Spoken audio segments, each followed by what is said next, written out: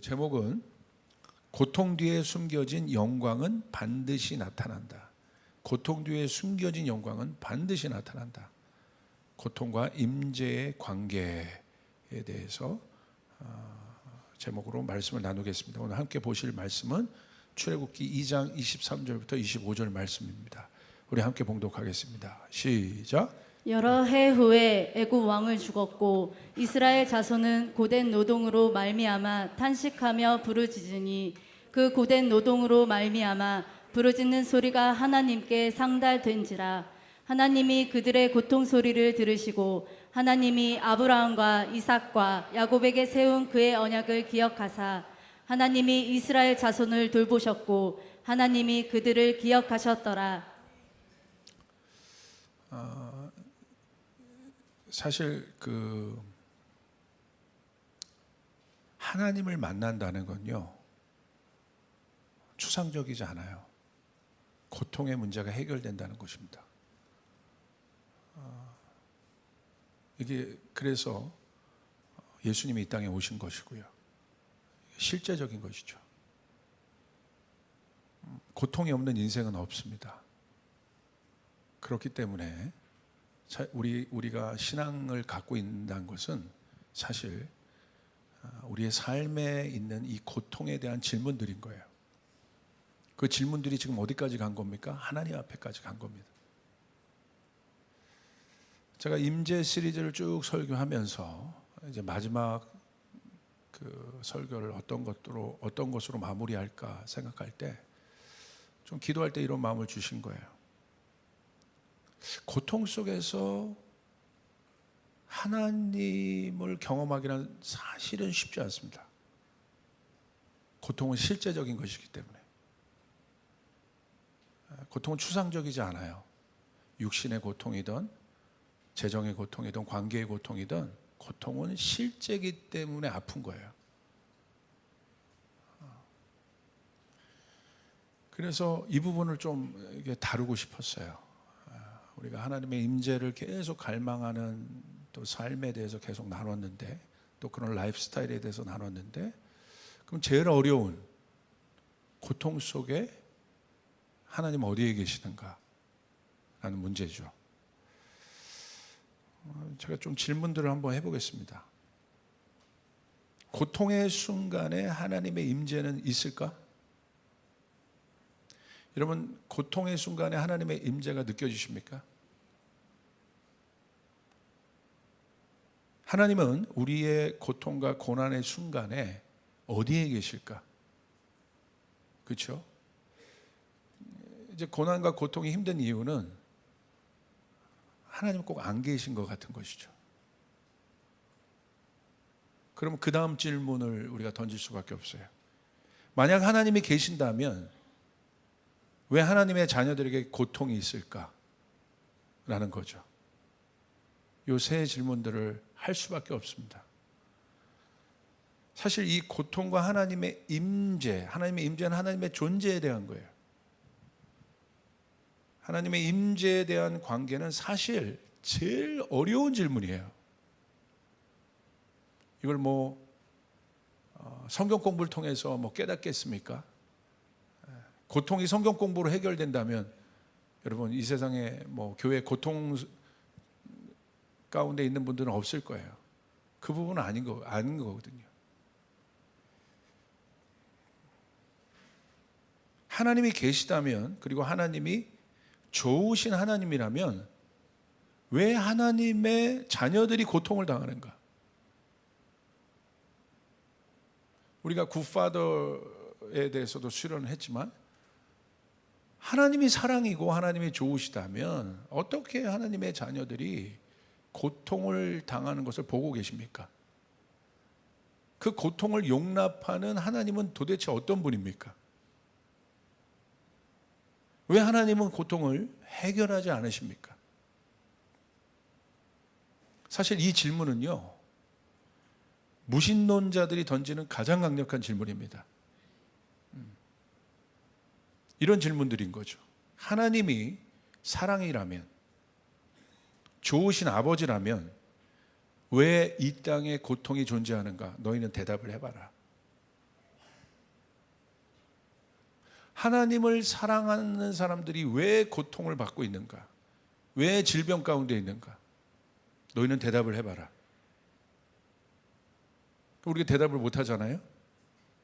그럼 이렇게 대답해요. 고통을 방관하는 하나님이라면 하나님 아니다.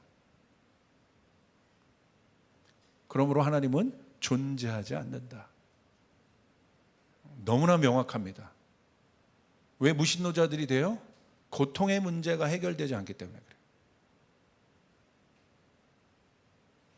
이런 무신론자들의 질문은 하나님의 임재를 갈망하는 성도들에게도 사실 어려운 질문입니다. 왜냐하면 고통의 문제는 여러분이 말씀드린 것처럼 쉬운 문제가 아니기 때문에 그렇습니다. 그래서 고통에 대해서 함부로 얘기하면 안 돼요. 고난받고 있는 어떤 일들이 있다고 한다면 그것을 눈으로 본다면 함부로 얘기하면 안 됩니다.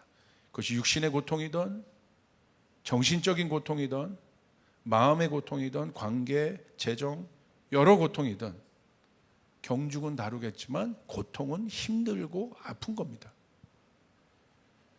저도 지금 디스크 때문에 좀 어렵긴 하지만 제가 또 이런 생각을 좀 해봤어요. 제가 존경하는 목사님 중에 하용주 목사님, 이미 천국 가신 온누리교회 하용주 목사님이 계신데, 하용주 목사님의 이제 말년을 보시면 너무너무 아프셨어요. 일주일에 한 두세 번을 투석해야 되고, 또 안에 여러 암이라든지 막.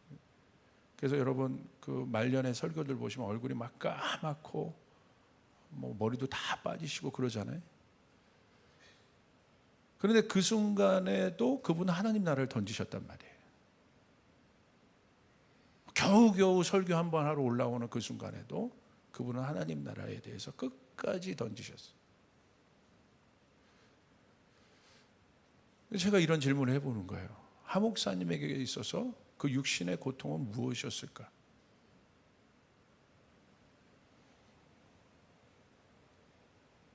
그냥 하 목사님과 하나님과의 대화이겠죠. 그런데 혹시 여러분 그런 분들이 있다고 한다면 오늘 여러분 하나님의 임재에 대한 이 마지막 설교가 여러분 가운데 돌파가 있기를 바랍니다. 그런데 우리는 달라요. 우리는 무신론자들이 아닙니다. 하나님은 살아 계십니다. 하나님은 존재하십니다. 왜 이게 다르냐면요, 무신론자이던 또 우리처럼 하나님을 믿는 사람이던 고통의 문제는 똑같아요. 그렇죠?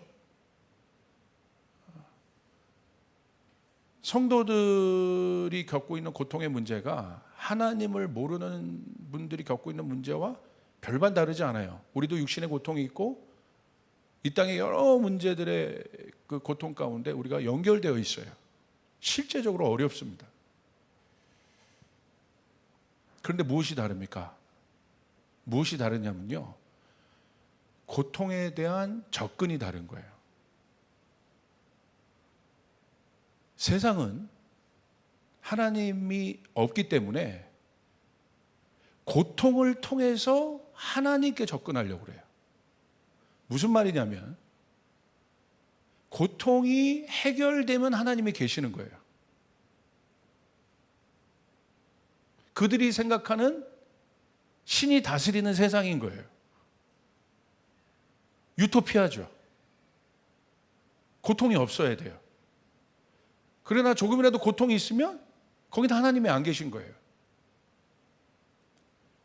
그러니까 밑으로부터 위로 올라가는 거예요. 그래서 하나님께 접근하려고 해요. 그래서 하나님을 발견하지 못합니다. 그런데 우리는 달라요. 위로부터 아래로 접근하는 거예요. 할렐루야.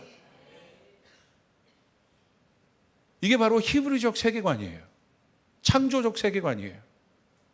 우리는 하나님이 계시다는 전제 아래 고통에 접근합니다. 성경은 그것으로부터 출발합니다. 하나님이 계십니다. 하나님이 천지를 창조하셨습니다. 할렐루야. 이 전제 아래서 고통을 다루는 것은 다른 의미예요. 헬라적 세계관은 뭐예요? 밑에서부터 위로 올라가는 것이죠. 이게 바벨탑인 것이죠.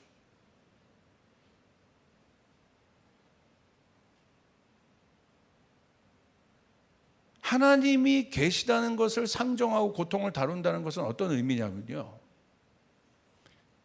사람들은 고통 자체를 통해서 그 다음 단계를 접근하려고 하지만 우리는 이 고통이 하나님의 주권 아래 있다는 것을 아는 것이에요. 그러니까 우리가 바라보는 이 고통은 고통으로 끝나지 않습니다. 실제적인 어려움이 있지만 이 고통 뒤에 무엇인가 있다는 것입니다. 아멘. 이것이 다른 거예요. 그냥 고통으로 끝나지 않아요.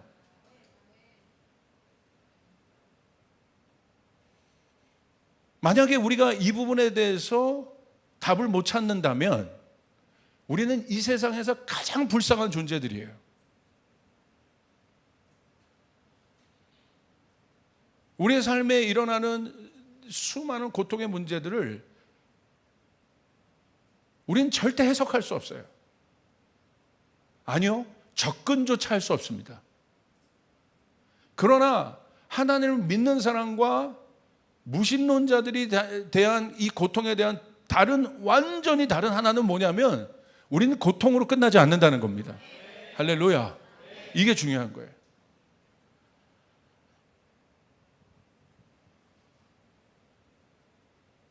그 예를 몇 가지를 좀 들어보겠습니다. 욥을 한번 생각해 보세요. 우리가 잘 아는 것처럼 욥의 고통과 고난은 하나님의 주권 아래에 있는 고난이에요.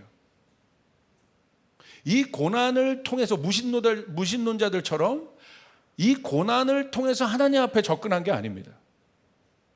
하나님이 계시고 하나님의 그 주권 아래 허락된 고난이에요. 그래서 이 고통과 고난을 바라보는 관점이 다릅니다. 고통 자체로 끝나지 않습니다. 욥은 이 고난을 통해서 한 번도 경험해 보지 못한 하나님을 만나요. 자, 욥기 42장 5절을 우리 한번 같이 읽겠습니다. 시작. 내가 주께 대하여 귀로 듣기만 하였사오나 이제는 눈으로 주를 배움나이다. 욥에게 있었던 고난과 고통은 아픕니다. 어려워요. 힘들어요. 그런데 여러분에게 묻겠습니다. 이 고난과 고통을 통해서 욥은 완전히 다른 레벨의 하나님을 만나요. 다른 차원이 열립니다. 그럼 묻겠습니다. 욥의 고난은 고통입니까? 축복입니까? 분명히 하세요.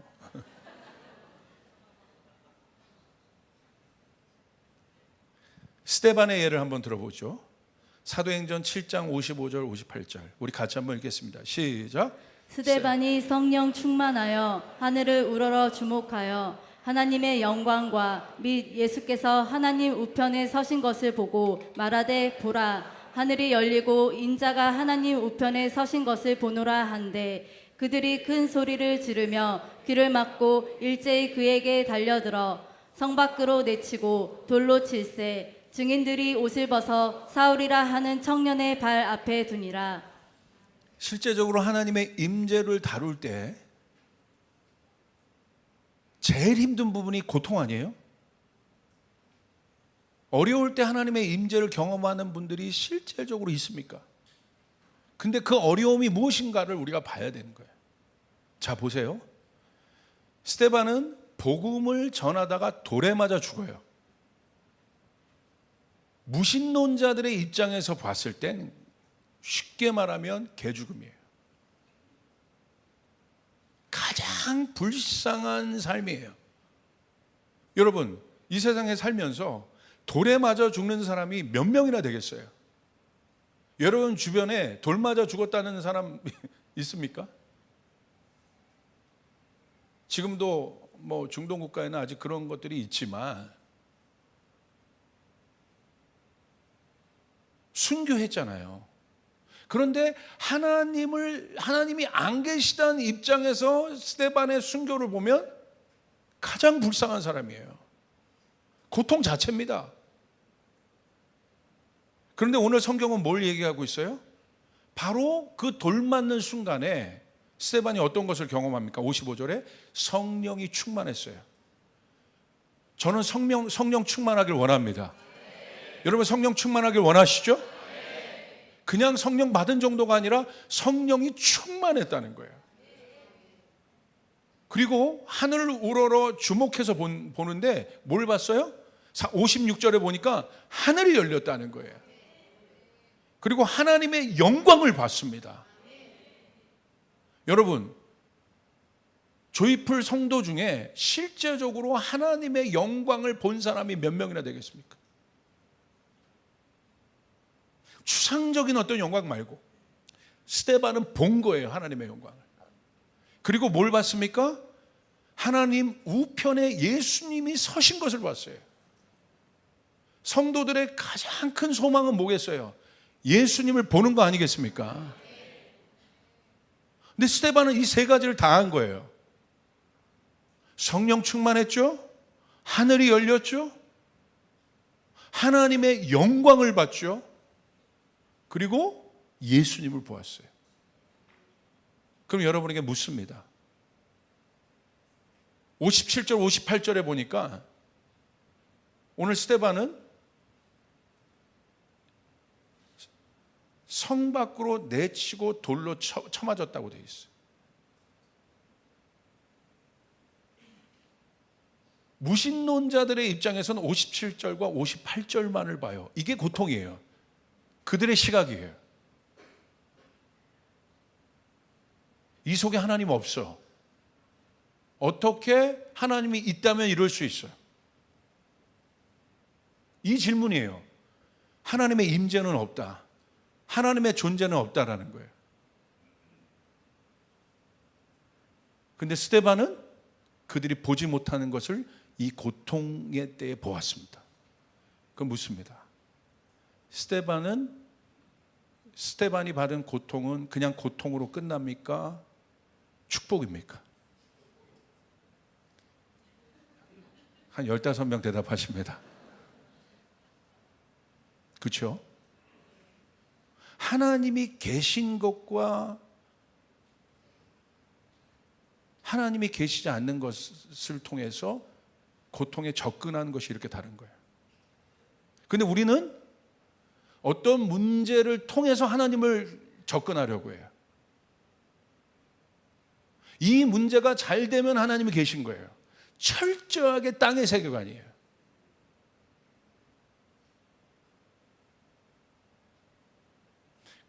그러니까 베드로가 옥에 갇힐 때 이해가 안 되는 거예요. 스데반이 돌 맞는 것이 이해가 안 되는 거예요. 왜? 철저하게 그런 헬라적 사고가 있는 거예요. 내가 기도했던 것들이 뭔가 어떤 문제가 안 풀리면 하나님이 없는 거예요. 여기 수많은 문제를 갖고 기도하는 분들이 있습니다. 마지막 이 시간에 오늘 하나님이 여러분에게 부족한 종을 통하여 어떤 음성을 말씀하시는지 이런 믿음으로 들으시길 바랍니다. 아멘. 자, 팔복으로 한번 가봅시다. 팔복은 어떤 겁니까? 실제적인 복이에요. 예수님께서 이렇게 말씀하셨어요. 마태복음 5장 10절. 우리 같이 한번 읽겠습니다. 시작. 의를 위하여 박해를 받는 자는 복이 있나니 천국이 그들의 것임이라. 여러분, 무신론자들의 입장에서 봤을 때 의를 위하여 박해를 받는 것이 어떻게 복이 될 수 있습니까? 물론 독립운동할 수 있어요. 정의를 위해서 내가 독립운동할 수 있어요. 사명감으로 소명으로 그런 일을 감당할 수 있습니다. 사명과 소명이 복입니까? 근데 성경은 사명이라고 얘기하고 있지 않아요. 의를 위하여 박해를 받는 것이 사명과 소명이라고 얘기하고 있지 않아요. 분명히 복이라고 얘기하고 있어요. 복음 결과입니다. 사명으로 끝나지 않아요. 내 희생으로 끝나지 않아요. 내가 나라를 위해서 내 목숨을 희생했다. 그것으로 끝나지 않아요. 의를 위하여 고통을 받았는데 이 사람은 복이 있다. 왜 그렇습니까? 천국을 소유한다. 할렐루야. 천국을 소유한다는 거예요.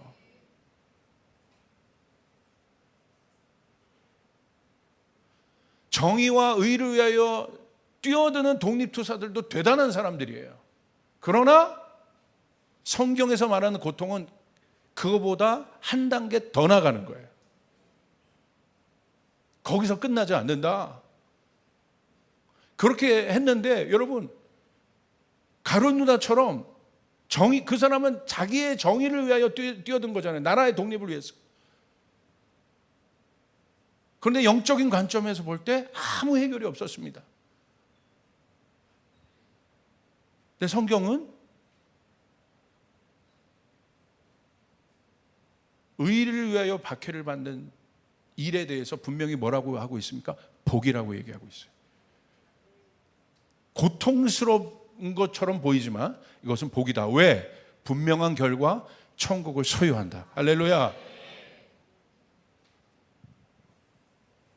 하나 더 볼까요? 어린 양의 고통이 있습니다. 예수 그리스도의 고통. 이사야서 53장 3절부터 5절. 우리 같이 한번 읽겠습니다. 시작. 그는 멸시를 받아 사람들에게 버림받았으며 강고를 많이 겪었으며 질고를 아는 자라. 마치 사람들이 그에게서 얼굴을 가리는 것 같이 멸시를 당하였고 우리도 그를 귀히 여기지 아니하였도다. 그는 실로 우리의 질고를 지고 우리의 슬픔을 당하였거늘 우리는 생각하기를 그는 징벌을 받아 하나님께 맞으며 고난을 당한다 하였노라. 그가 찔림은 우리의 허물 때문이요 그가 상함은 우리의 죄악 때문이라. 그가 징계를 받음으로 우리는 평화를 누리고 그가 채찍에 맞음으로 우리는 나음을 받았도다. 여러분, 이건 놀라운 말씀이에요. 이게 메시아에 대한 예언이에요. 근데 성경에서 말하고 있는 이 메시아가 와서 우리의 고난의 문제를 해결하시잖아요. 근데 이 메시아가 어떻게 예언되어 있어요? 고통받는 존재로 예언되어 있어요. 근데 어떻게 고난을 받습니까? 저는 이 말씀이 어마어마한 거라고 봐요. 고통과 고난에 대해서 이 땅의 세계관은 철저하게 무신론적인 세계관을 갖고 있어요.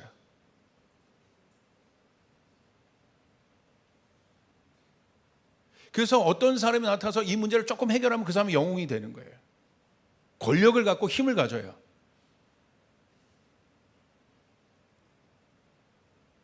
그러니까 우리의 땅의 세계관의 이 세계관은요, 어떤 일에 대해서 지극히 주관적이고 자아중심적이에요. 언제나 우리의 결론은 하나예요. 되냐 안 되냐. 안 되면 하나님 안 계신 거예요. 되면 하나님이 있는 거고. 이건 상대적이에요. 진리는 상대적이지 않아요. 그래서 저는 성경에서 메시아를 고난의 존재로 묘사했고 예언했던 이 부분이 저는 어마어마한 이 세상의 흐름을 역류하는 진리의 흐름이라고 보는 거예요. 할렐루야. 마치 숭어나 연어 한 마리가 어마어마한 물살을 가르고 위로 올라가는 것처럼 이 땅의 세계관과 어떤 가치관을 역류해서 돌파해서 위로 올라가는 것처럼 메시아가 고난의 존재라고 얘기하고 있는 거예요. 근데 그는 어느 정도 고난을 받으셨어요? 3절 멸시를 당했대요. 모멸감과 수치를 당했대요. 사람이 제일 힘든 게요, 정체성에 대한 공격입니다.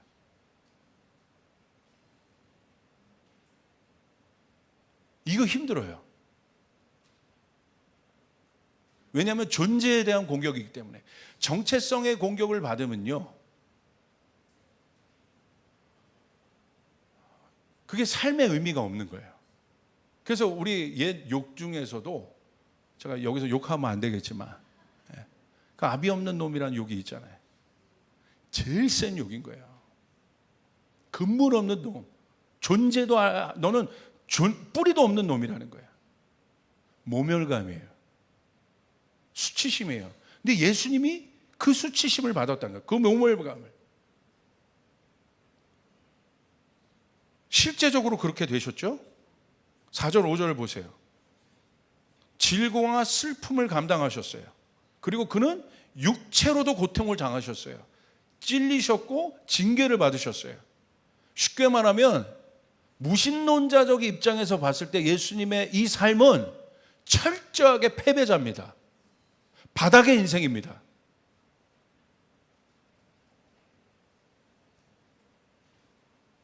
그런데 그분이 메시아라는 거예요. 하나님의 아들이라는 거예요. 어떻게 받아들일 수 있겠습니까? 그런데 하나님의 주권 아래서 이 고통을 본다면 이 고통을 통해서 고통으로 끝나는 것이 아니라 그의 찔림과 그분이 채찍에 맞음으로 우리는 평화를 누리게 되었고 우리는 나음을 잊게 되었다는 거예요. 할렐루야. 그러므로 어린 양의 고통은 고통입니까? 축복입니까? 이제 한 30명 늘어나는데. 이제 우리 한번 정리해 봅시다. 실제적으로 하나님의 임재의 마지막 시간에 우리가 정말 붙잡아야 될 하나님의 임재는 어디에서 느껴야 되는가? 이 시대 속에서. 그게 진짜 하나님의 임재예요. 여러분 프린트에는 제가 드리지 않았지만 고린도후서 1장 5절부터 6절 한번 말씀 한번 보시길 바랍니다. 우리 한번 제가 한번 한번 같이 읽어볼까요? 시작. 그리스도의 고난이 우리에게 넘친 것 같이 우리가 받는 위로도 그리스도로 말미암아 넘치는도다. 여기 나와 있죠? 고난과 하나님이 계시다면 고난과 고통으로 끝나지 않는다는 겁니다. 고난이 우리에게 넘치지만 이것을 이길 그리스도의 위로 또한 넘친다는 거예요. 할렐루야. 고난이 없다면 위로도 없어요. 세상은 고난과 고통만 보지만 우리는 거기서 끝나지 않습니다. 이 모든 것이 everything is under God. 하나님의 주권 아래 있는 것이에요. 모든 것이 하나님 아래 있는 것이에요. 아멘. 그렇게 될 때 우리는 그리스도의 고난도 보지만 그리스도의 고난과 함께 모두 뭡니까? 하나님의 위로 또한 보게 되는 것이에요. 그의 고난이 넘친 만큼 하나님의 위로도 넘쳐나게 된다는 사실이에요. 할렐루야. 위로는 무엇입니까? 하나님 가까이 계시다는 거예요. 그게 위로예요.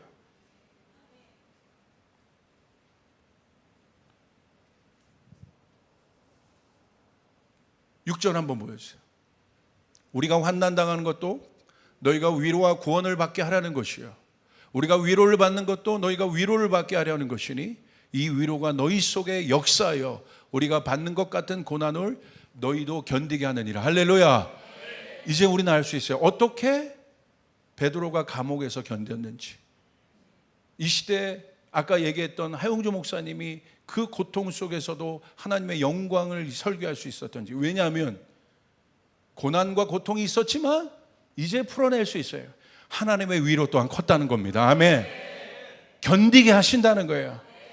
이길 수 있는 힘을 주신다는 거예요. 아멘. 아멘.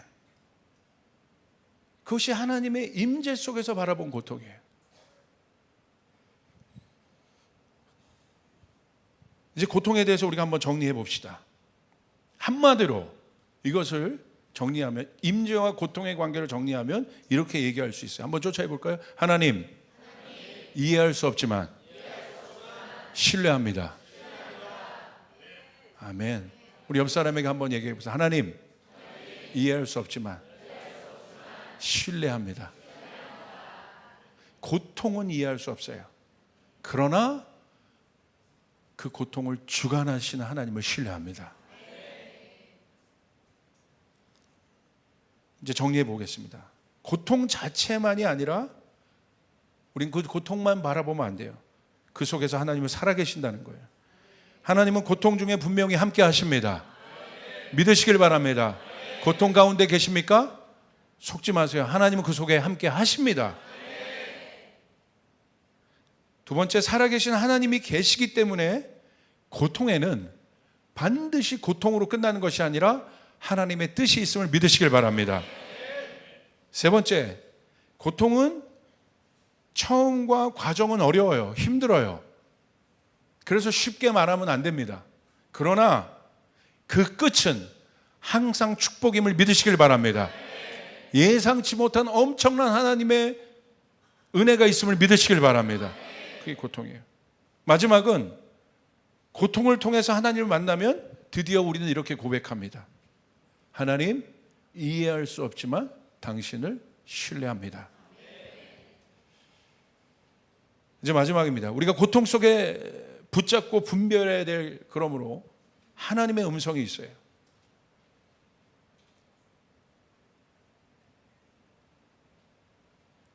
성경에서 보면요, 마지막 때로 갈수록 성도의 고난과 교회의 고난은 가중치를 얻어요. 어렵죠, 힘들죠. 그런데 기억하십시오. 고난이 크고 고통이 큰 것으로 끝나는 것이 아니라 스데반에게 열려졌던 하늘만큼 더 큰 하늘이 열리게 될 것이라. 거기서 끝나지 않습니다. 첫 번째, 고통의 속성이 있어요. 고통은 겸손의 공간을 만들어요. 고통은 힘들어요. 어려워요. 자, 이것이 고통을 대하는 성도들의 정직한 자세예요. 나는 괜찮아요. 이 정도면 돼요. 충분히 나 이길 수 있어요. 감당할 만하니까 그 얘기 하시는 거예요. 제가 말하는 이야기는 그것을 넘어선 진짜 어려움이 올 때, 내가 그것을 잘 못 이기는 것 같고 어렵다 하더라도 여러분 낭망하지 마십시오. 있는 그대로 받아들이는 거예요. 예수님께서도 겟세마네에서 고통스러운 기도를 하셨어요. 있는 그대로 받아들이셨어요. 그래서 힘드신 거예요. 놀랍죠? 예수님이 고통을 있는 그대로 받아들이셨다는 것, 그리고 있는 그대로 힘들다고 표현하셨다는 것. 그러면 여러분이 고통 중에 그 어려움을 표현하고 힘듦을 표현하는 것에 대한 죄책감을 갖지 마세요. 어려운 겁니다. 힘든 겁니다. 그런데 왜 이게 중요하냐면 고통의 속성을 있는 그대로 인식할 때의 유익이 있어요. 왜냐하면 고통 속에서 연약하고 부족한 내 자신을 발견할 수 있기 때문에. 고통이 아니면 내가 연약하고 부족하다는 것을 알 수가 없습니다. 그것이 고통의 유익이에요. 그것을 한마디로 우리는 뭐라고 말하냐면 겸손이라고 얘기해요. 그러므로 고통은 우리의 삶 가운데, 신앙 가운데 겸손의 공간을 열어버려요.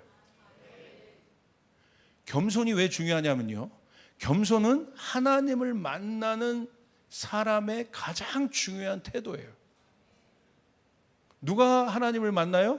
겸손한 사람이 하나님을 만날 수 있다는 거예요. 하나님의 영광을 보았을 때 이사야가 6장에 보시면 어떻게 됩니까? 부복하여 엎드립니다. 그게 바로 하나님을 만난 사람의 모습이에요. 그리고 하나님, 자기가 죄인이란 것을 알고 하나님을 향하여 떠나라고 얘기해요. 근데 역설적으로 그 겸손이 하나님을 만나는 길이라는 거예요. 그러므로 여러분, 고통 속에 있습니까? 하나님을 향한 길이 만들어지고 있다는 것입니다. 그게 한마디로 뭐냐? 겸손이에요. 왜 이런 고통을 우리 가운데 허락하시느냐? 여러분을 이 고통을 통해서 어디로 인도하시냐면 겸손으로 인도하시는 거예요. 모세 보십시오. 떨기나무에서 하나님을 만납니다. 그런데 그때 모세가 어땠습니까? 할아버지예요. 연약하고 부족해요. 그때 하나님은 모세를 만나십니다. 예수님을 찾고 부르짖었던 사람들 모두를 보십시오. 어떤 사람들이에요? 다 자신의 연약함과 부족함을 고백한 사람들이에요. 연약함과 부족함은요, 실제적인 것이에요. 겸손은 추상적인 것이 아니에요. 겸손한 척 머리를 숙이는 것이 겸손이 아니에요. 겸손은 실제적인 것이란 건 무슨 말이냐면요, 가난한 자가 겸손한 거예요. 실제적으로 없으니까, 결핍이 있으니까. 아픈 사람이 겸손한 거예요. 왜? 실제적으로 아프니까. 그러므로 여러분, 예수님이 가난하고 아프고 실제적으로 문제가 있는 사람에게 가서 겸손을 요구한 적이 있습니까? 예수님은 그러신 적이 없어요. 그냥 만나셨지. 왜? 겸손이에요. 누구에게 겸손을 요구하셨어요? 힘 있는 자에게. 내려놔. 낮은 곳으로 가. 네 것을 팔어.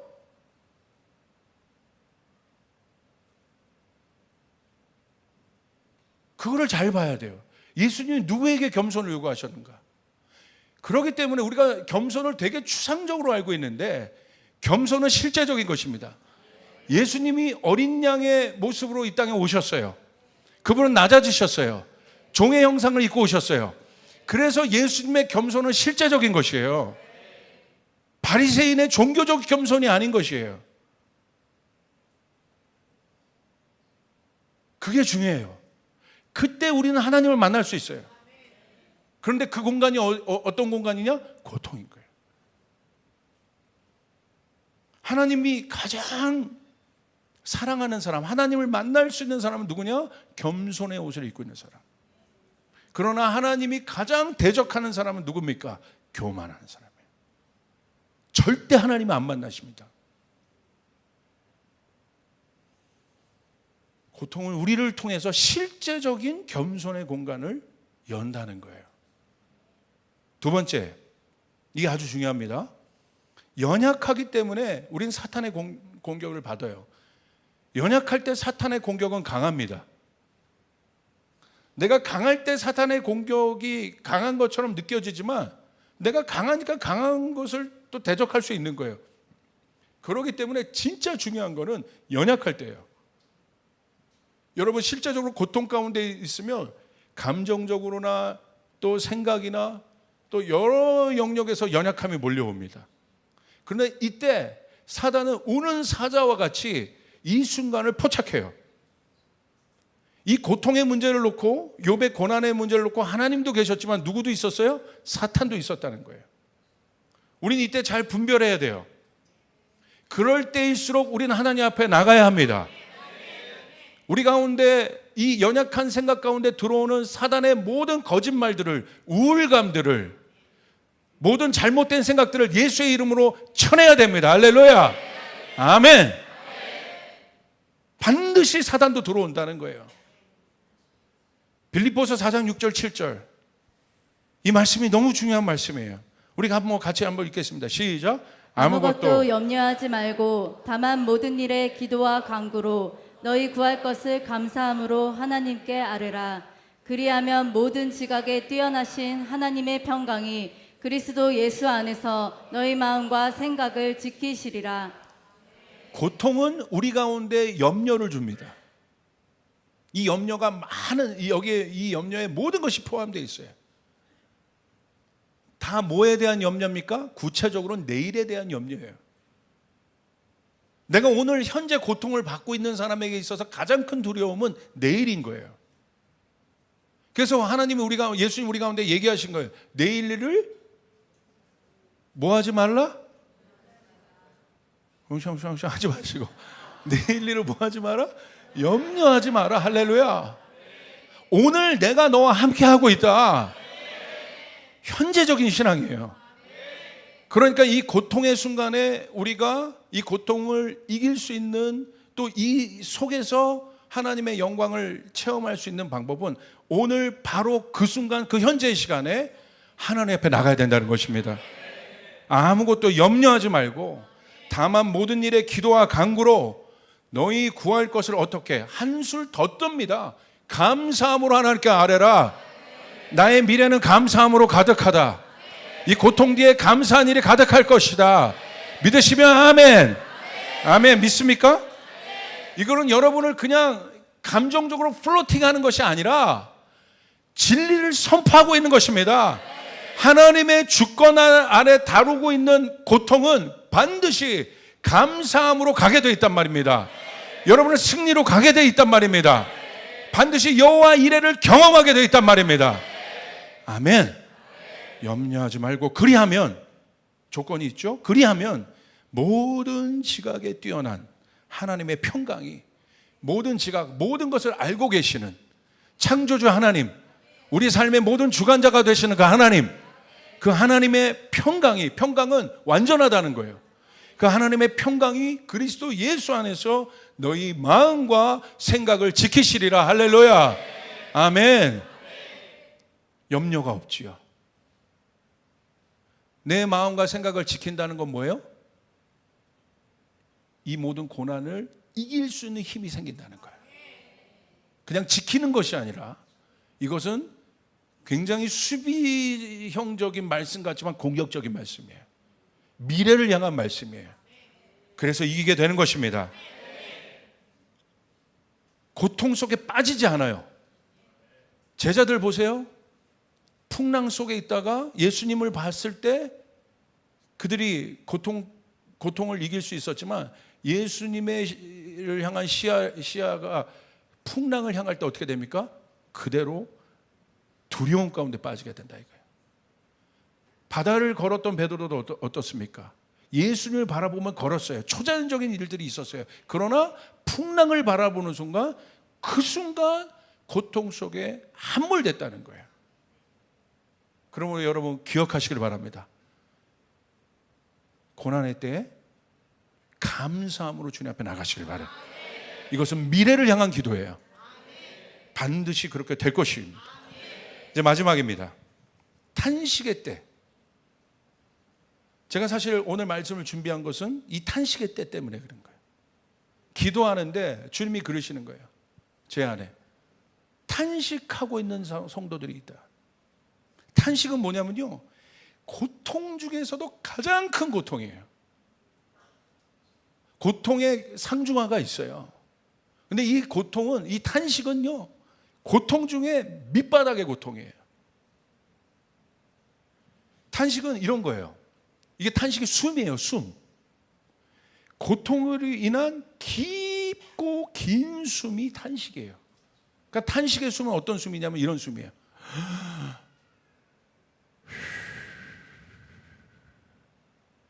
가만히 있어. 이 숨이 어떤 숨과 비슷한가 잘 보세요. 그리고 탄식 가운데 있으면 말도 안 나와요. 말이 나오는 건 그래도 살만한 거야. 진짜 탄식은 신음이란 말이에요. 이런 숨이에요.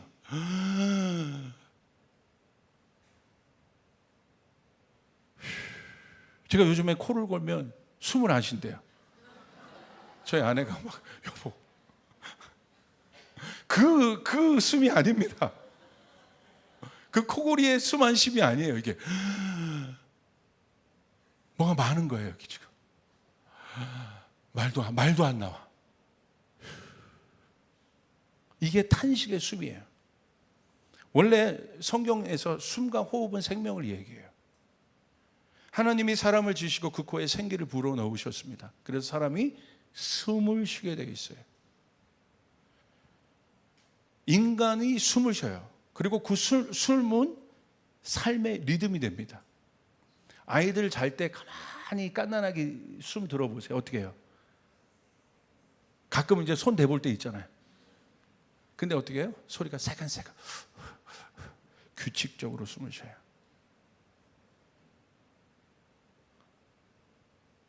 숨의 리듬이 숨의 리듬이 규칙적이라는 것은 안정되어 있다는 거예요. 운동할 때도 보세요. 고수들 보세요. 모든 운동의 고수들의 특징은 무엇입니까? 숨이 안정되어 있어요. 그래서 길게 가요. 에너지를 써도 무너지지 않아요. 왜? 고수니까. 고수라는 건 숨이 안정되어 있다는 거예요. 근데 여러분 하수들 보세요. 고수는 10km를 뛰어도 딱 뛰고 나서 어떻게 해요? 딱 호흡을 조절하는데 우리는 300m 뛰었는데 어떻게 해요?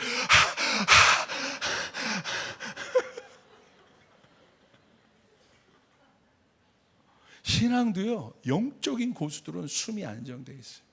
어떤 상황이 와도 빗속에 뛰어도 숨이 안정되어 있어요. 그러나 하수는 어때요? 두려움은 어떻게 돼요? 두려움은 호흡이 깨지죠. 숨이 가빠지죠. 힘든 것뿐만이 아니라 두려움은 이 숨은 굉장히 실제적인 거예요. 탄식은 그 숨 중에서도 가장 절망에 이르는 숨입니다. 이 숨을 보세요.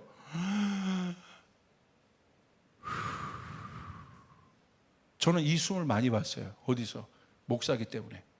임종 직전에 가면 이 숨을 쉬어요. 숨을 이렇게 몰아쉽니다. 가늘고 길게 뱉어요.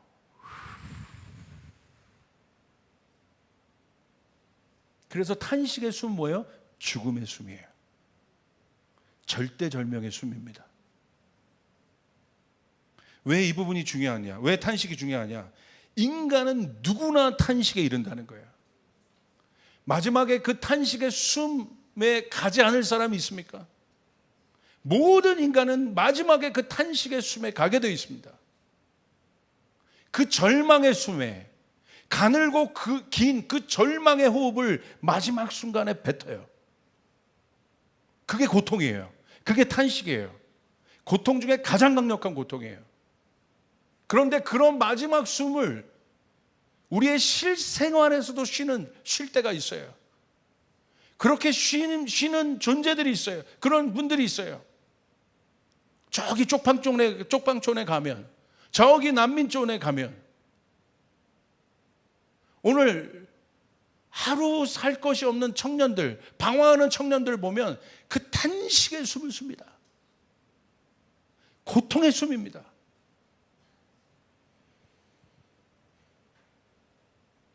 우리 오늘 고통에 대해서 봤어요. 이 고통의 숨이 왜 힘드냐? 이 고통은요, 탄식의 숨은 고통이 누적된 것이에요. 갑자기 그런 숨이 쉬어진 것이 아니에요. 해결이 없어요. 탄식의 순간이 무서운 이유는 무엇입니까? 아무도 없습니다.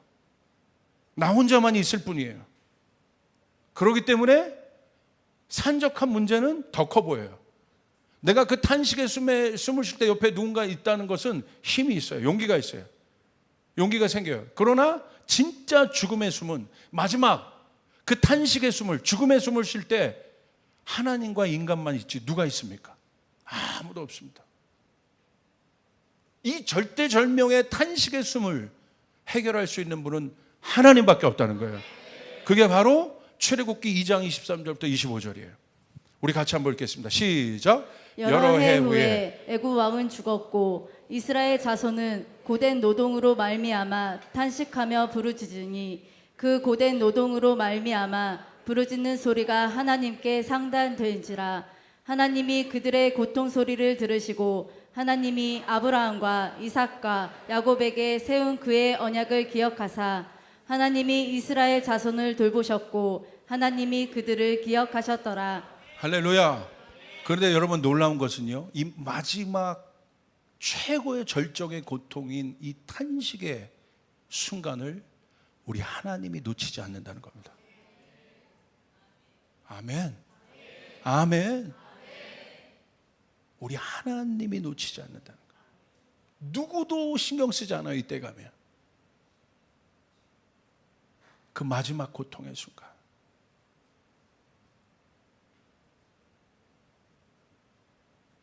거기서는 오롯이 탄식하는 자와 하나님만이 존재합니다. 예수님이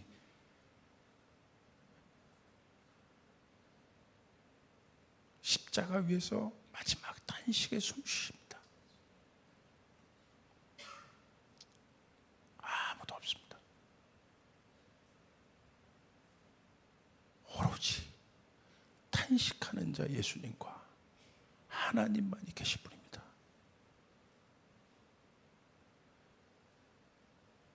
모든 사람은 그 숨을 잊지만, 그 탄식의 순간을 잊지만 하나님은 기억하신다는 거예요.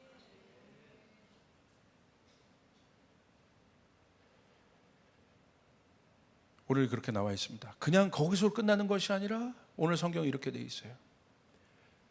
이스라엘 자손은 고된 노동으로 말미암아 탄식하며 부르짖을 때 그 고된 노동으로 말미암아 부르짖는 소리가 하나님께 상달된지라 하나님의 그들의 고통의 소리를 들으시고. 사랑하는 여러분, 하나님 들으십니다. 제가 이 설교를 준비하는데 주님 계속 그러셨어요. 탄식하는 자들이 있다. 하나님 들으십니다. 하나님 듣고 계세요. 듣고 계세요. 여러분, 굉장히 예수님이 지나갔던 그 탄식의 터널은 긴 터널이에요. 어려운 터널이에요. 그러나 그 속에 하나님이 함께 하셨다는 거예요. 이것이 임재입니다. 이것이 복음입니다. 이것이 능력입니다.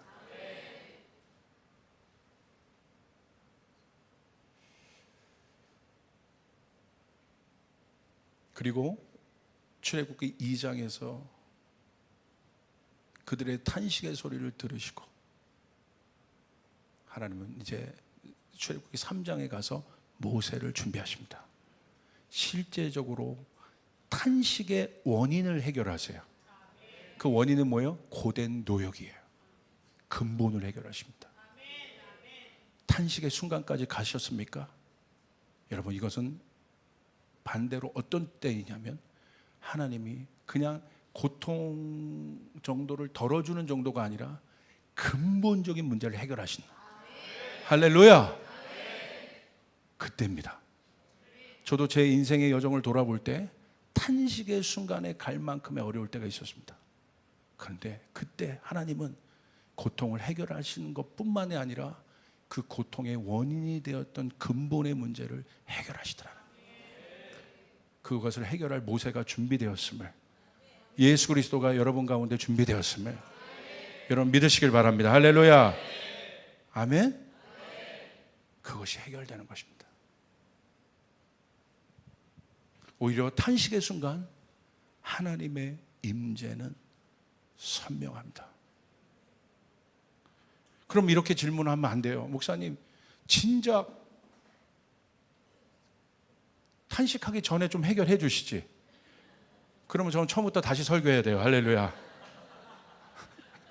그거 아니잖아. 처음부터 다시 해야 돼.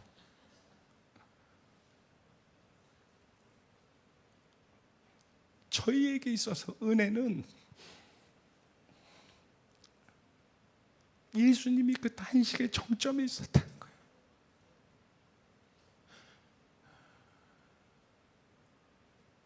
우리의 모든 질고를 지시고 그분이 탄식의 정점, 십자가의 정점에 계셨다는 거예요.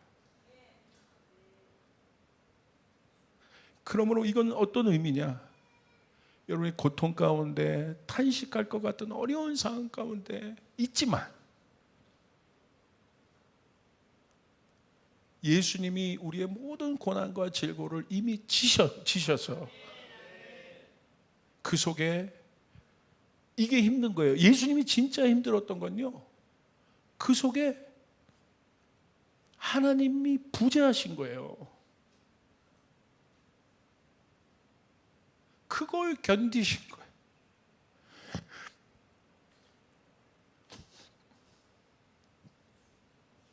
고통이 문제가 아니라 하나님의 부재감을 견디신 거예요.